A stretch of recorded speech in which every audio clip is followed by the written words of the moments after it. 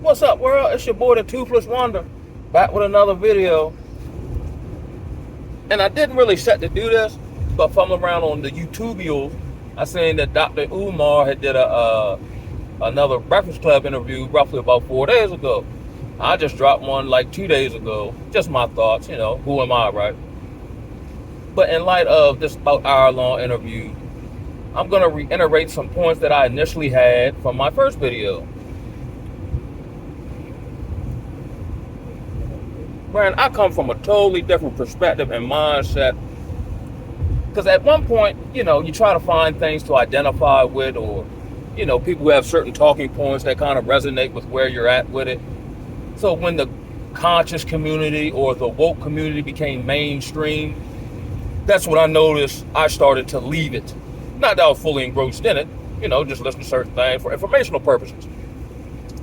But I'm noticing that when these things go mainstream, they get watered down and they get corporatized. And it's really of no benefit to the everyday Negro in the struggle, man or woman, right? Let me start off with this. And as I've grown and evolved in knowledge, wisdom, and understanding, I'm a firm believer in this. If I have an issue with my toilet, I would then take the advice of a plumber who has references and so on and so forth, because this is his area of expertise. But I probably wouldn't take his relationship advice, not unless I seen him, function in that type of dynamic. So when it comes to and towards the end of the video, he talked about, the ADHD school to prison pipeline. And I agree with him 100% from doing the eyeball test here in Maryland, in a small town where, I would assume the vast majority of, let's say, low income, single parent homes, that are, I guess the head of household is a female who's low income. I would say 70% of those people in that demographic, their boys are on medication for some type of subjective diagnosis. And I've covered this in other videos, where and he touched on this, first of all, boys or kids are hyper by default. Like, what kid do you know that's not hyper? But primarily in the black community, as soon as he can't sit down for 5 minutes, or he seems like he's easily distracted at, let's say, 5 years old, which you shouldn't be getting any kind of psychological evaluation on a 5-year-old, because they're 5. Some people, such as myself, are late bloomers. Like, I've been known some stuff. It's just now, in my early 40s, I'm able to operate in what I know. But I've been known this, you know what I'm saying? But to get these psychological evaluation on a 5, but a lot of times there's no men in the home. So I went through this myself as well growing up. I had no issues scholastically, but I would ask questions. Or I would mentally check out when the stuff don't make no sense to my brain. Like, why do I need this? And nobody can give me an answer. So when you have one of these, and I'm going to try to tie this into some things that Charleston White says, who to me comes from he has the older black man wisdom. And I know he's been to, I think, Cosby a lawyer, Cosby a lawyer, so on and so forth. But he doesn't really break it down from that intellectual place. He give it to you like an older black man on the street corner who's interacting with whoever he's around. I'm going to drop this on you where you can understand it, and then apply it, and then see it, recognize it, and move accordingly. A lot of times these woke conscious brothers give you these very crafty intellectual dissertations, so you just know a bunch of stuff, like the dude who come home from jail after 20 years, but you'd be hard pressed to find a way to apply it practically, because it doesn't fit practically, and then the only thing you can use it to bamboozle people. But when he talks about that, and the way modern medicine is set up, if we evaluate you, we're gonna find something wrong. Not because there's something wrong, but because that's how we make money. You see what I'm saying? And I've had these type of conversations with, my kid's mother. And of course, a lot of times, see, it's hard for me because it all kind of ties in together. But I want to make this I want you to be able to follow me, right? So again, when he talks about the school to prison pipeline and, getting these evals on these young kids and setting them up for failure because now they'll always have a mental disability, at least on paper, which will stunt their scholastic, aptitude because they'll always be labeled as such, which will increase, not being able to read, write, criminal behavior, da-da-da. I completely agree with the brother on that. And that is his area of expertise. And he has seen it front line from being in the school system, I believe, as a school psychologist, therapist, so on and so forth. But the rest of his talking point, and here's another one. When he broke down, I think Charlemagne, the non-God, asked him about, the migrant crisis. And I just seen this when I went down to social service, because in one of the free CDL schools I'm attempting to, navigate through, I have to be on food stamps. Okay, give me some free food, I don't care, you know what I mean? But there was a box in which said that if you're not if you're an immigrant or not legally here, you can still receive assistance, which is kind of an oxymoron in and of itself. I'm illegally here, but you'll help me. So when he broke down, and he did it from more of a political stance of holding political leaders accountable. But these people aren't accountable to you. They're accountable to their own careers. In all these Democratic-ran urban cities, your Phillies, your New Yorks, your Chicagos, where they have the most stringent gun laws, they have the worst gun crime, and they have the worst migrant crisis. And typically, there are black people in a lot of places, black women in mayoral positions in these places, but yet the black people suffer. See, this is what goes back to what Malcolm X will talk about, these symbolic victories. Oh, we got a black person in leadership. But these black people are there to give you the illusion of inclusion, but these people will do anything to not be associated with you. It's the house Negro type of junk, where the house Negro works against the issue, the betterment of everybody else who's in the field. Let the house Negro find out you trying to get off the plantation. He'd be the first one dime you out for an extra piece of cornbread to hold on to his position on the plantation. And that is my main gripe, and I'm just floating this. This is my main gripe concerning these woke brothers. A lot of times now, with these so-say conscious brothers who have this knowledge of, ancient Egypt, which was pagan, and, Kemet and all this type of shit, right? I come to find out, like, these brothers who subscribe to Egyptology, if you go to Egypt, there's no such thing. There's some shit they just came up with and made up. Again, but none of this information helps you navigate the world or here in Babylon financially or the Negroes you're around. It doesn't give you the nuances of the game. You see what I'm saying? It does. And a lot of times I know that there's a common trait between these black men who are the woke, where they pedestalize the black woman. So, and I know I'm jumping around, follow me, right? Like Juvenile. So, he started, now my partner Chris, right, has been very instrumental in just helping me evolve, right? So on and so forth. Give me different things that, like Scarface said in one rap, let's peep the game from a different angle. Typically, I'm the type person, if you start talking and you say something I know not to be true, I then dismiss everything come after that. We start, like Pepsi said, if we start off wrong, we're going to end wrong.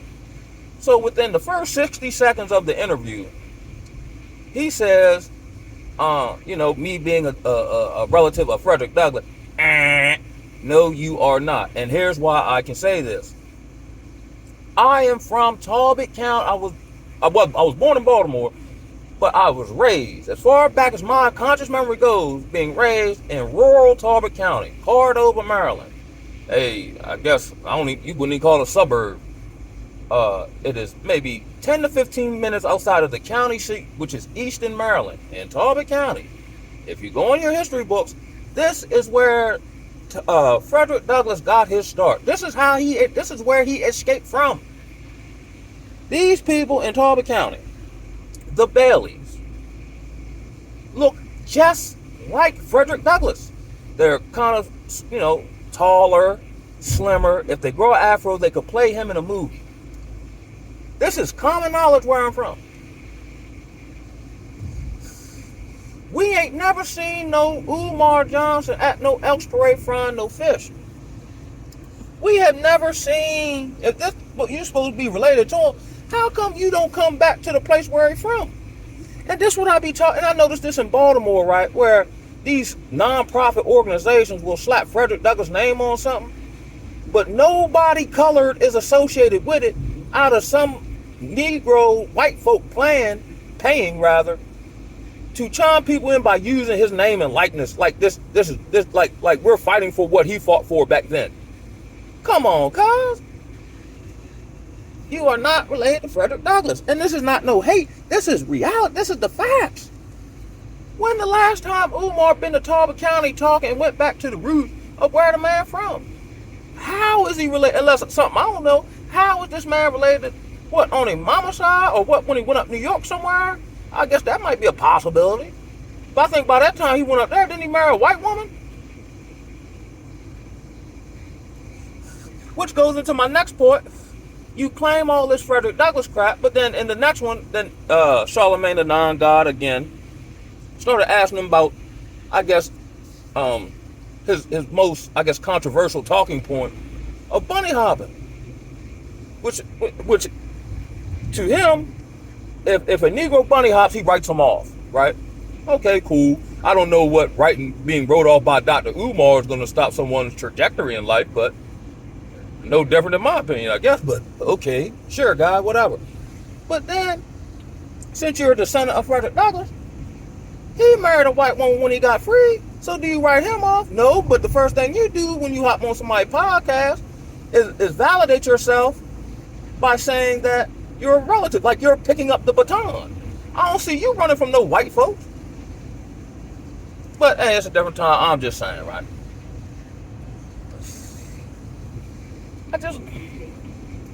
Okay, cool, right?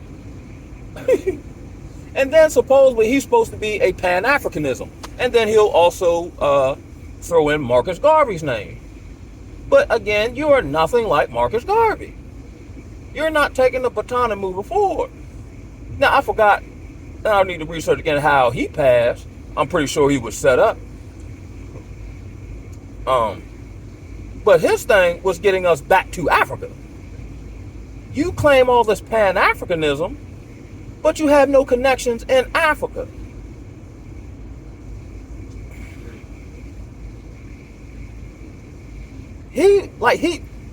The brothers that I personally know of were given the same land in Liberia that Marcus Garvey was given, not Dr. Umar, and this is a known fact.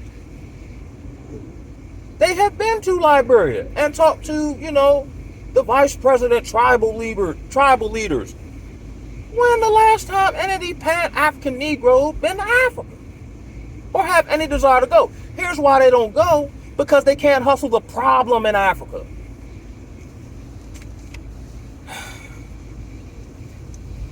And this is my main gripe. And I'm not saying the brother wrong. I'm saying the vision is short-sighted. Like the word said, without vision, the people perish. And that's the main crux of my, I guess, opinion about Dr. Umar. Is what you're saying sounds very eloquent. He's a great orator, such as Frederick Douglass. However, there's no vision. You're giving us information, but how do we move on this said information? Next point. He says he writes the bunny hoppers off. Okay, cool. But as we dig a little deeper, because I'm a deep Negro, you're not addressing why brothers are bunny hopping. Brothers, and I'll as a supposed bunny hopper, right? Actually, I don't even do that because everything in Babylon jacked up. The brothers are bunny hopping because they see the proverbial white woman as less of a liability. And I call this, and I'm no clinician, I just appointed myself one, I call this the second drunkest person in the room theory, where if you put a black woman and a white woman in a room, right, in relation to the black woman, the white woman don't seem that bad. It's picking the lesser of two evils. Now, she got her shit with her too. But these brothers are picking white women. Okay, I'll go back to Charleston White. I saw a podcast where he said he's growing up in, Fort Worth, Texas, whatever. He said he's looking around, he's seeing his partners get women pregnant, family members, married, whatever. And he said he noticed how the black woman, related to the black man who's the father of the kids. Whenever he said something she didn't agree with, this is my child, she would, withhold the child from him and do all this other type of stuff that we see nowadays, which relates to why a lot of these black boys are on psychotropic medication, because they alienate the father from the home. His stance is, and I alluded to this in the first video, in which he was talking about, we need to heal, we need to come together, right?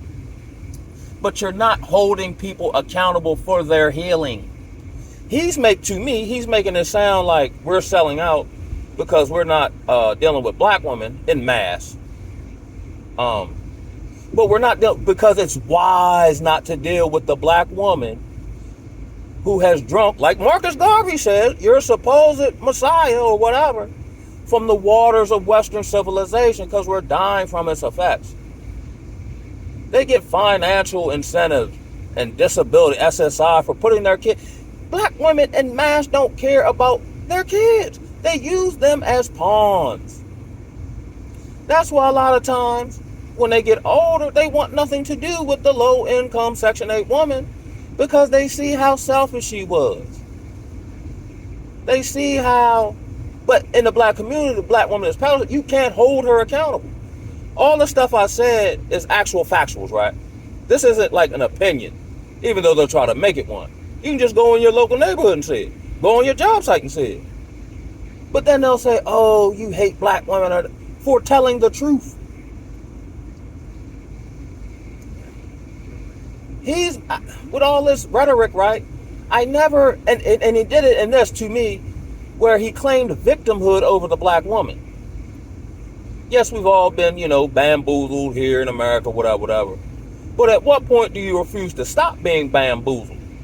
I'm under the belief, in the age of information, these women now know what they're doing and do it anyway. So I'm not loyal to something that's not loyal to me. Now we're seeing this move where brothers are becoming more free thinking, coming out of certain political ideologies, social, whatever, just thinking for themselves and what's in their best interest. Because if a man doesn't do what's in his best interest, it's not going to be a benefit to no one else. Women, kid, whoever. So now we're seeing this rhetoric kicking up of men shaming other men for doing what's in their best interest, or what they believe in is in their best interest.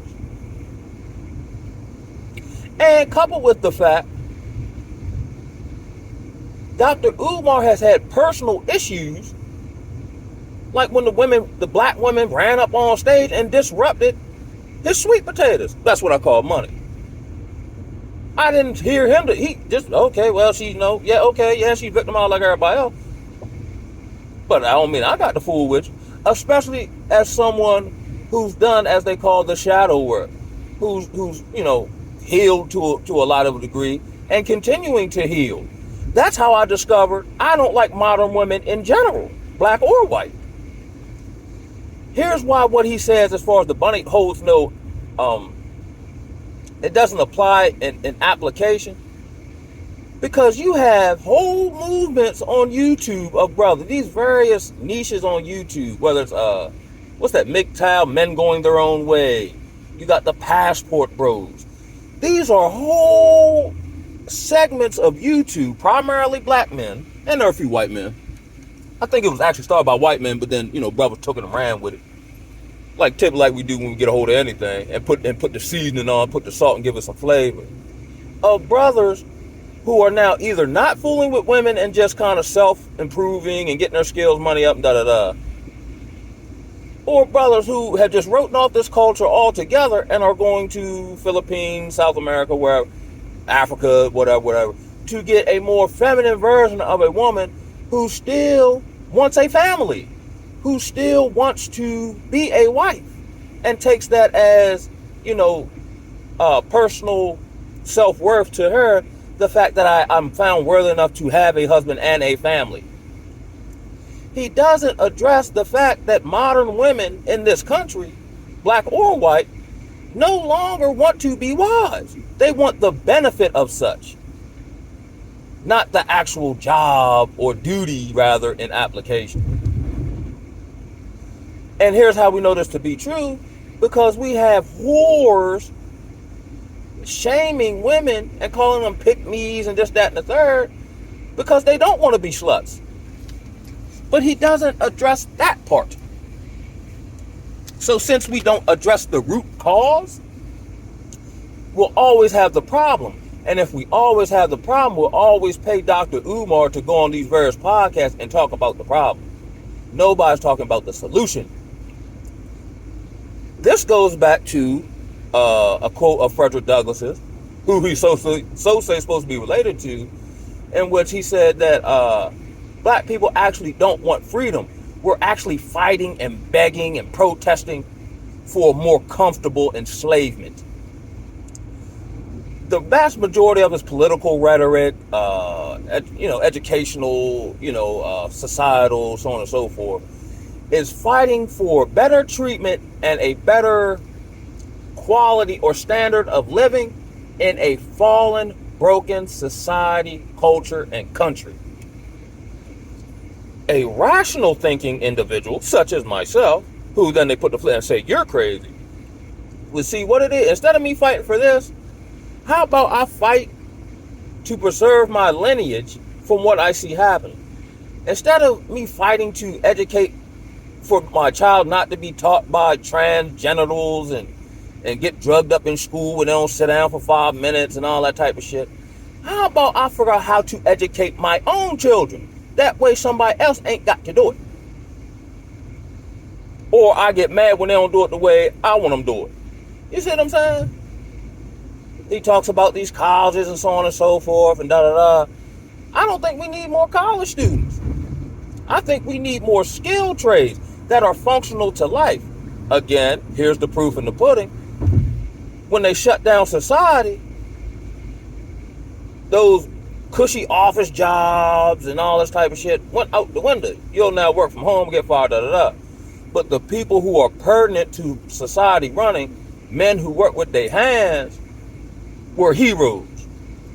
Your plumbers, your auto mechanic, HVAC, your truck drivers. But they down these skills, but these are the skills that keep society running. That's why back in the day they removed these type of brick masons, so on and so forth, from the school system to push you into college for, societal purposes, or, because you have a degree that you can't use, and now you're 6 figures in debt off Jump Street. But we down these type of brothers. But you have to call one of these type of brothers when something go wrong in society, not the motherfucker with a piece of paper. I think we've got this all wrong. This whole outlook on black America and whoop is all wrong. It's been wrong. Instead of talking to these politicians who obviously keep selling you out and will let you know, like I was in Baltimore off and on for 7 years. Man, them black people in leadership, terrible. I mean, terrible. Corruption is rampant in Baltimore. I ran across an article of an anonymous FBI agent who said, yeah, we could indict the entire leadership of Baltimore City. But if we do that, won't nobody be left to run the city. That's how rampant it is, and interlocked and intertwined. And mark my words, we're going to have to do this by default like everybody else do. We're going to have to learn how to solve our own problems. Granted, and he did cover this about the inability of black people to work together. Even when I was in a supervisory type position, we disdain having like black male authority. You know what I'm saying? Just like, the I.E. the sister. Oh, you ain't gonna tell me what to do, even though you sleep with the man and whatever you got going on with him in a relationship dynamic. Or here's a good one. These women will fight for the ability to murder their own kid. They'll fight tooth and nail for abortion rights, right? But they didn't fight that hard when their job made them go get that jab. My body, my choice went out the window when they threatened a sweet potato. See how all this shit don't make no motherfucking sense in application? It's all hypocrisy. Y'all didn't fight that hard for that. Because your job is what gives you, or at least gives you the illusion of independence of the leadership of black male authority. And I might be going off on a tangent here. But then they'll say, oh, men this, men that. No, it's not that. It's the men that you choose. And the reason you choose them is because you feel like you have leverage in a situation. Like, like with me, right?